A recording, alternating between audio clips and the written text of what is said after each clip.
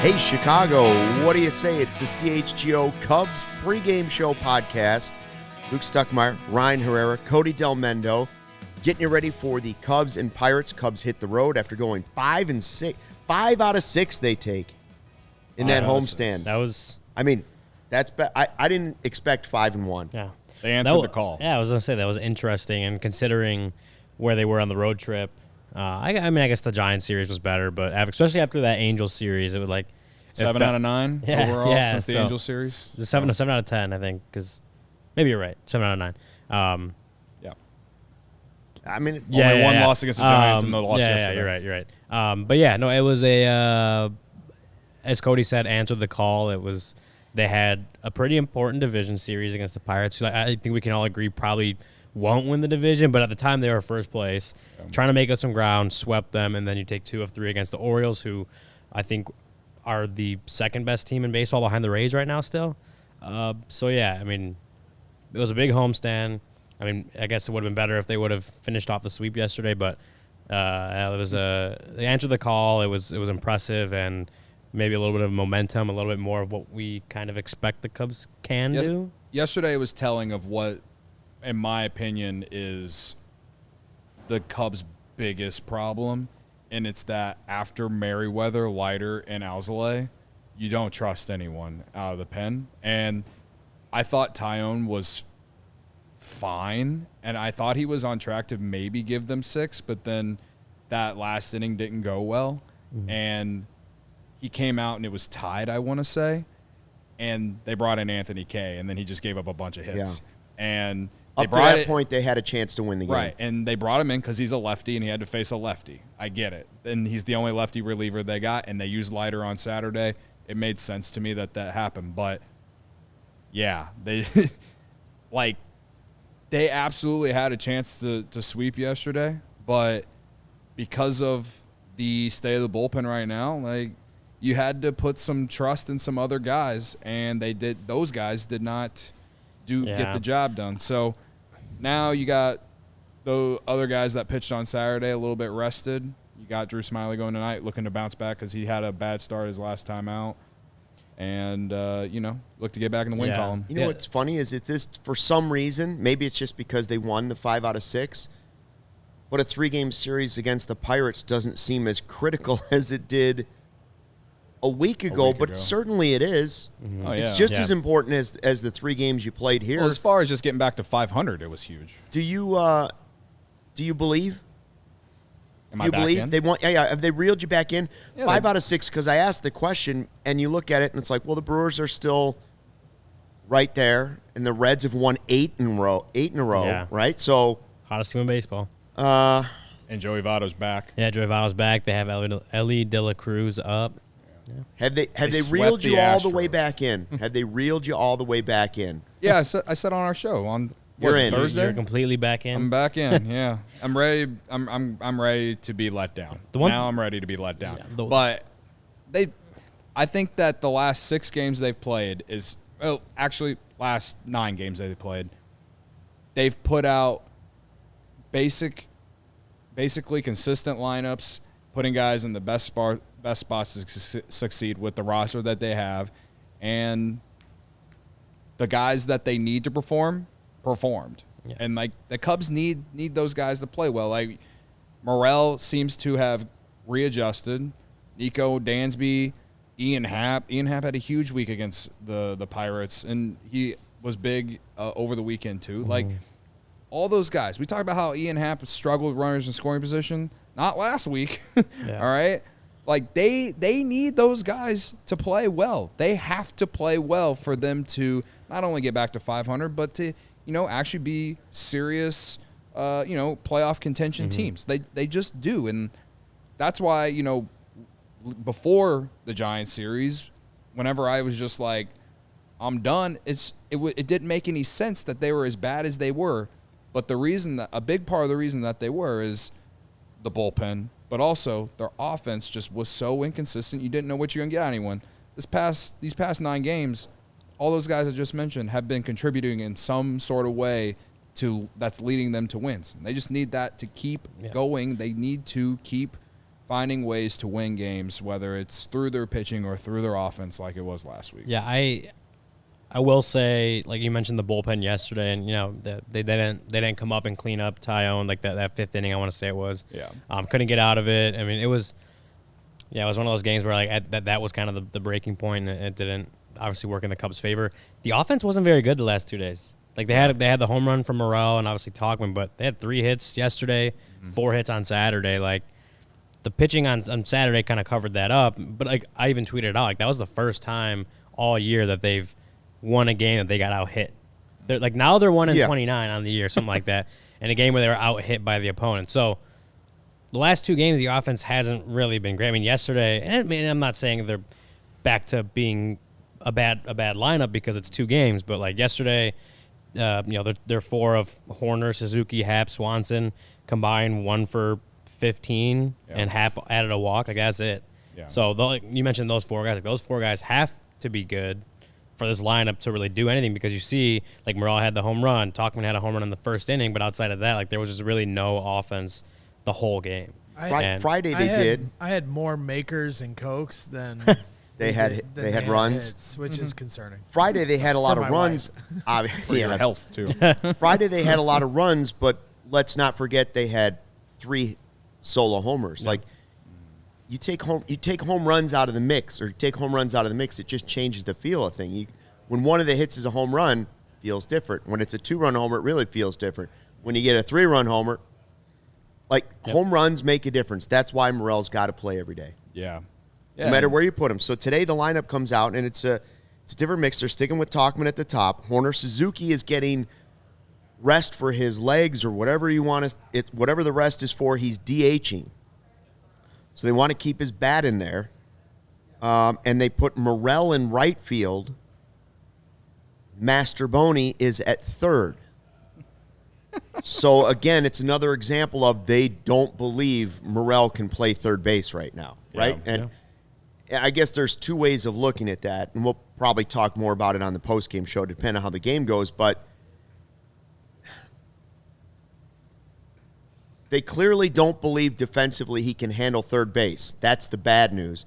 The good news is it shows you that they are trying to win the division, because otherwise they would just throw him there. They would just throw him at third base and say, you know what, let's play out the season. We're going to trade some guys anyway. We've waved the white flag. It's developmental time, which I was pretty close to about 15 days ago. Well, it's the same thing with Mervis, right? Like, if it was a season where they'd get, you know, they didn't feel like they could make a run, and were just kind of maybe not even mailing it in, but it's like, you know, they're in June, they're way out of it, and like the division obviously has helped them kind of stay on this little course they're on by being so bad overall.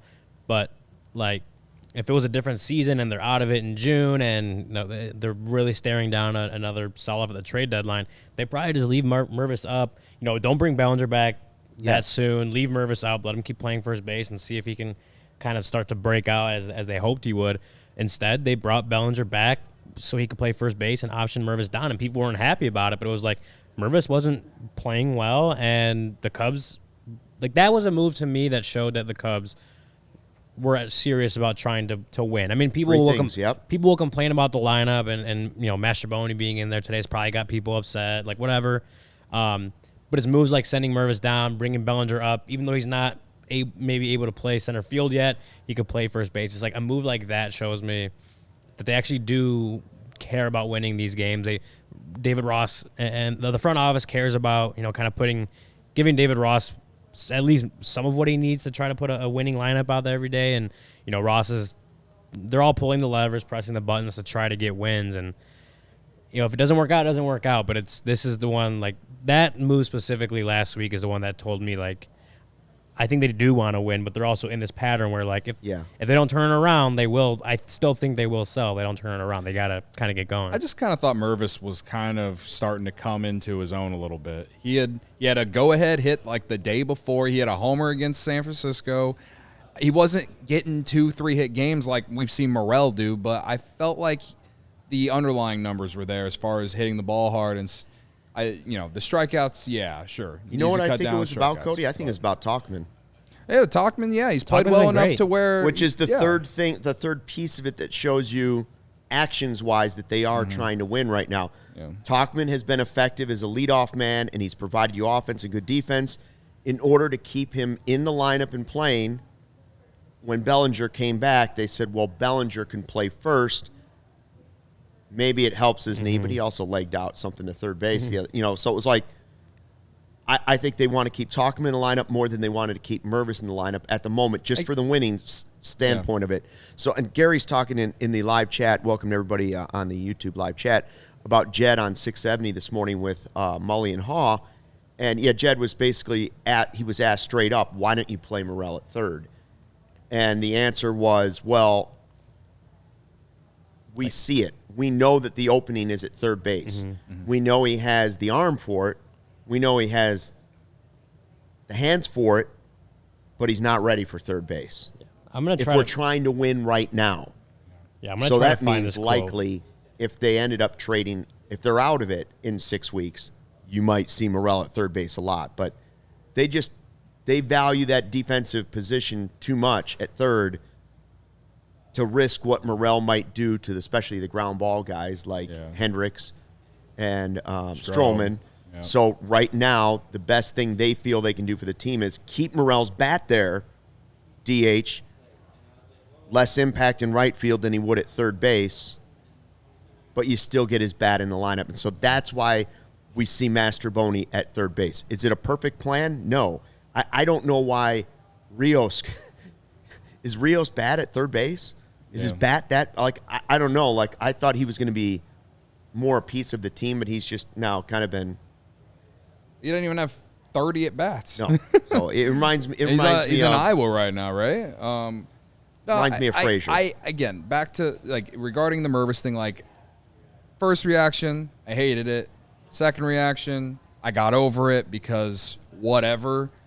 I was happy Bellinger is back, but at the end of the day, the reason that Mervis isn't here is because they don't want to play Morel at third. That to me, that's it. I still think that having Mastroboni and Madrigal on the same roster is a bad idea.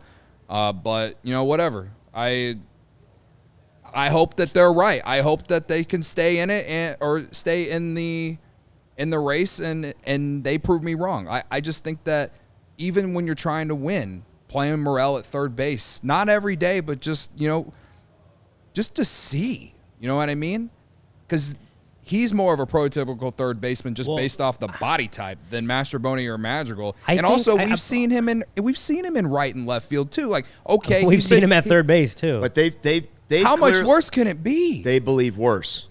I mean, Madrigal's playing fine defense.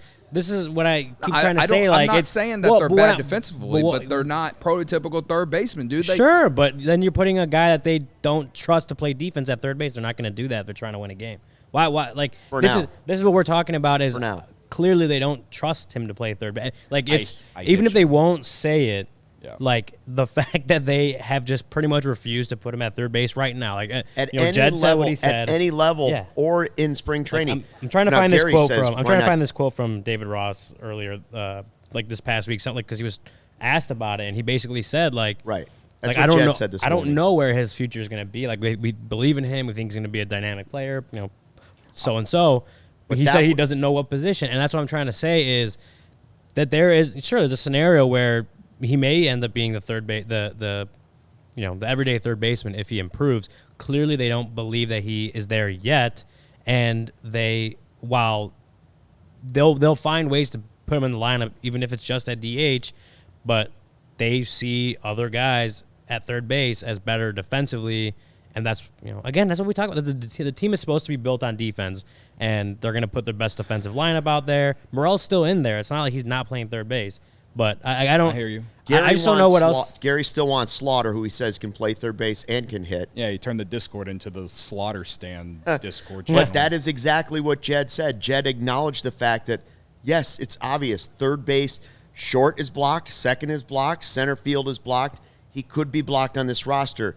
Third could be his spot, but he needs I believe the exact quote was he needs a lot of work behind the scenes right now at third base before we can trust him while we're trying to win the division at third base.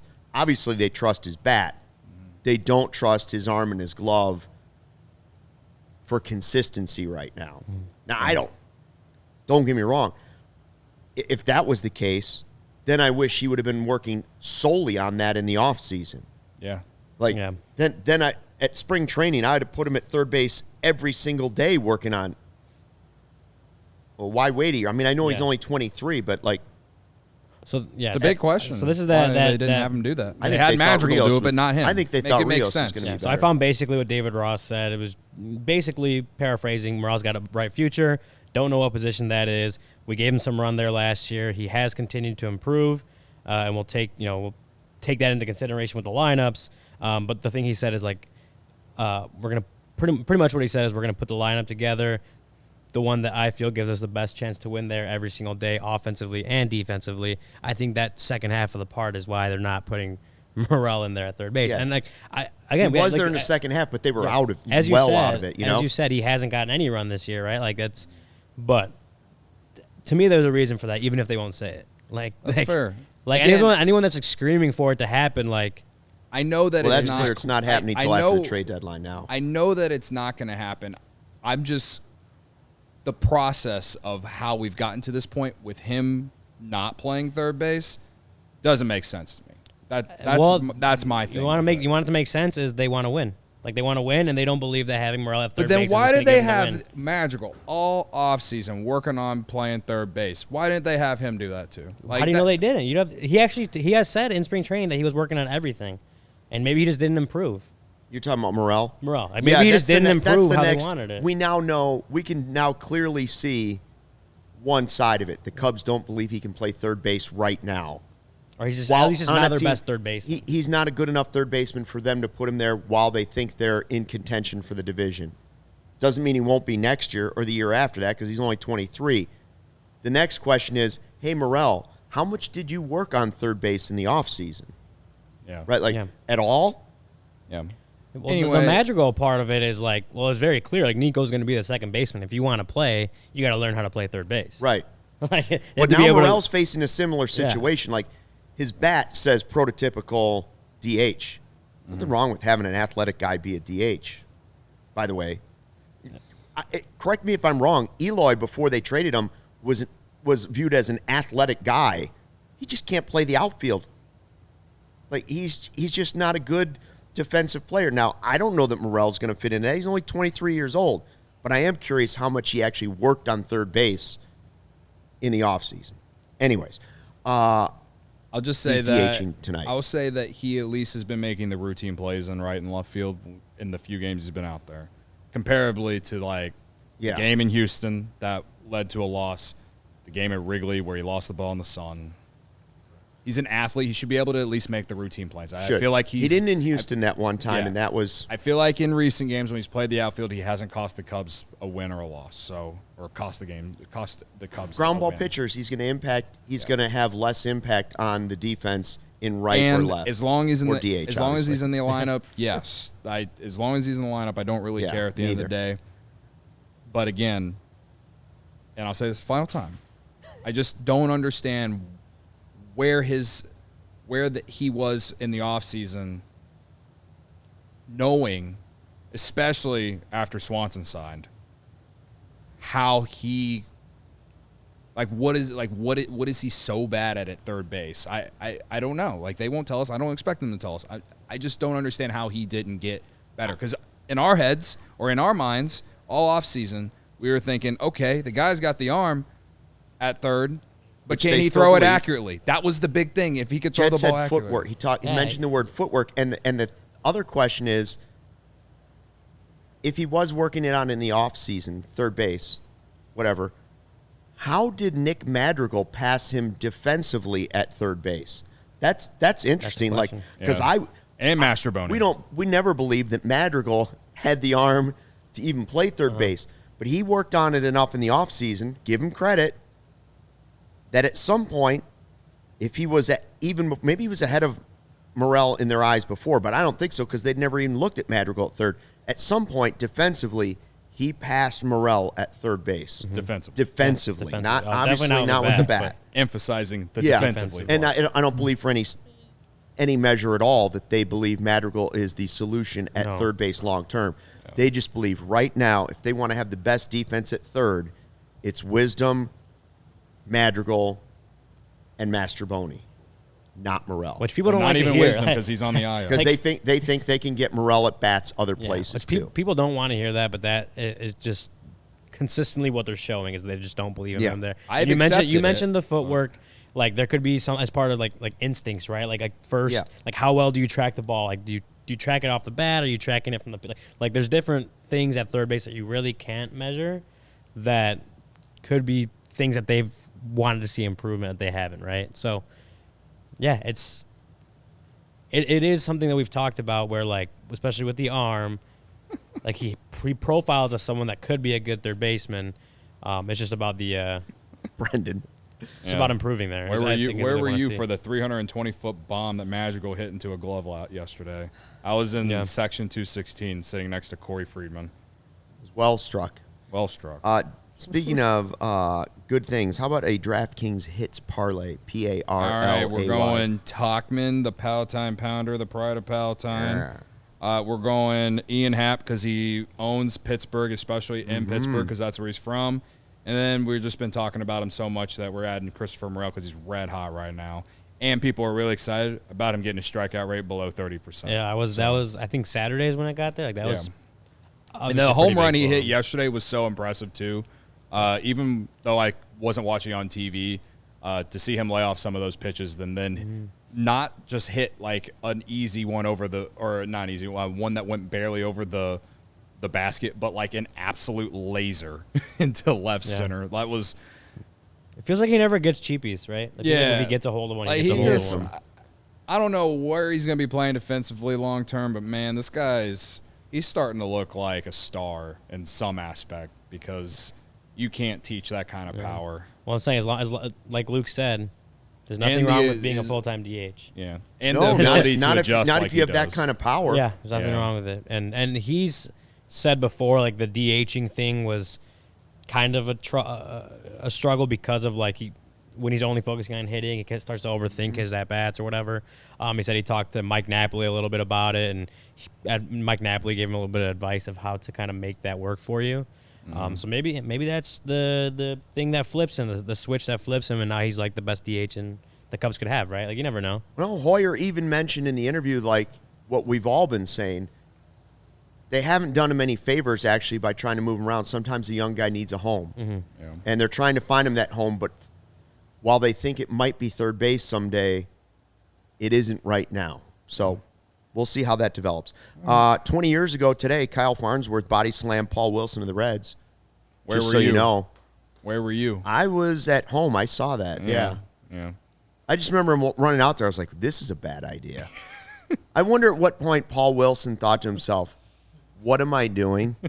When did he I'm going to guess when he got within like 5 feet of the rage and Kyle, when the veins in his eyeballs were popping out and the Hulk started coming out of the jersey, that's when I'm guessing Paul Wilson was like, oh crap. Yeah. Well, if not then, it had to be as he's like in the air, like as about he thought, to get I body hope this slammed. doesn't shatter my back and end my career. So we got Smyly on the mound tonight against the Pirates. They've got some guys. We said it when they came here to Wrigley. They've got some guys that can hit the ball out. McCutchen hit a leadoff homer off of him last week, so plus 360 on DraftKings Sportsbook for him to hit a homer tonight. All right. They need a good outing. I'm just saying. I'm telling you, this series should be looked at just as big as the one at Wrigley Field. Yeah. They got obviously Milwaukee's in first, but man, are the Cincinnati Reds they haven't been this hot. They in might my win the entire life. division. Yeah, the Reds might win the division. I got them at plus 2,000 just in case the Cubs hurt me. Oh man. I believe that's called hedging your hedging your emotions. So I mean they gotta. My thing is like if they can be right at 500 or a game or two over 500 at the All-Star break, that's a win considering how the first half has gone. And then, try and get hot in the second half. And again, I want to win the division. Yeah, I want to make the playoffs, whatever. But I also my one ask for this year was to play games that mattered in September. Mm-hmm. So give me Still that. could happen. It still could happen. So again, to me, they got before the All-Star break, get to 500. You're 500 right now. You're about to play a team that's lost 6 in a row, is starting to trend down. Their bullpen sucks. You teed off it last week. You didn't tee off the starter, but you've now seen the starter a little bit, who has one career start and who doesn't have great minor league numbers. I'm optimistic that the Cubs offense shows up tonight against Beto, and Drew Smyly bounces back a little bit. Yeah. We are live, Barb. We are live, and Barb said she did major clubbing and rave parties over the weekend. Or she hoping everybody else did that. Okay, yeah. Can't decide. What a wild card she is. Wild card, Barb. 3 against the Pirates, 2 against the Cardinals, and then 4 against the Brewers before the All-Star break. So there's a lot of division swing games coming up that they got to obviously take advantage of. Who you got? It's time for America's favorite game to play along with. Who you got? It's bigger than the actual game. That's true. In some ways, it means is more to me. I wish David Ross would remember that when he pinch hits guys that have who you got on the line. He did that to me last week. Or no, not me. He did it to me. No, it's for my hit parlay. I had Gomes in the hit parlay on Friday, and he got pinch hit for it. My guy was coming up with the bases loaded. He took him out and put in Mancini to strike out on 3 pitches. I It lost happened to money. me last You're year with losing who you Narciso got. Crook, so I don't want to hear it. Yeah. Ross. Anyway. I got the Palatine Pounder tonight. We'll talk. I haven't been able to meet up with him yet at the Egg Harbor Cafe in Arlington Heights, but that's a plan for the cinnamon roll pancakes. The funny part is I know exactly which one you're talking about. I used to go there a lot. Oh, it's a beauty. It's great. I got Morel. These suburb He's hot. guys. He's having a good last week-ish of games. He did well against the Pirates. Greg Braggs is trying to get himself on TV all the time. Braggs is always looking for a FaceTime. We'll see if he can match it again. Yeah. Well, the Cubs are, there he is again. I want to say 7-0 or 7-1 when I take Mastroboni, Madrigal, or Barnhart since they got swept by the Angels. What a team player. So, again, whatever. Also, Mastroboni played a big part in the Saturday win. If he doesn't get the bunt over, then Tauchman isn't able to sack fly Gomes in for the winning run. Just saying. Don't let the facts get in the way of a good story, even though those are actual facts. Braggs, are you doing post-game? You got it. Yeah. You got it. Yeah. There we go. We'd like to see you when you say that now. Like, Yeah. you know, Oh, you. this is a time where you could actually show yourself. Get that little circle, No, little that's right. box. I think maybe you should make a who you got pick if you're going to be part of this for both shows tonight. You producer want to make the producer producer pick. pick tonight? All right. Well, I got to figure out his. Hey, whatever you guys. I like. Morel's gone. Gary You can't- wants me to take Gomes. Take Gomes. You could take Gomes. Bellinger's available. Nico. Horner's available. Nico. Is he? Yeah, right? I think I'll take Bellinger. Bellinger. I like that. he's That was back. going to be my pick, and then I Belly said, no, bump. I can't. Right. I can't go against the Palatine Pounder right now. Where were you for the summer of The Mike Palatine Tauchman? Pounder. Yeah. Where were you for that summer? Because it's a good summer. Mid-Suburban League for life. It's oh wow, that was Steven. We got to see Steven's eye there for a second. All preview mode, so no one Oh, actually okay, never saw mind. it. Yeah. I am cautiously optimistic about the game. They need to win this game. I would like Got to to start see the series off on the right track. And they were very good in game 1 of series this year. So win the game. I'd like to see him win just because I want to see if this week Cody did a lot of beer chugging this weekend. He was telling us about it. He was at all these different bars, one bar to the next bar to the game to the bar to the back to the bar. I wonder if he can now go under 9 seconds. He's been under 10. Oh boy! But can he beat 9-2-1 on a beer bat chug? Well, I guess you'll all have to come for postgame and find out if they win. Thanks for checking out the CHGO Cubs pregame show. We'll see you back here live right after the game, Barb. Live. Live. Right Right here. after Right after Right the here, game. Barbara. Right here. We'll see you then. Until then, fly the W.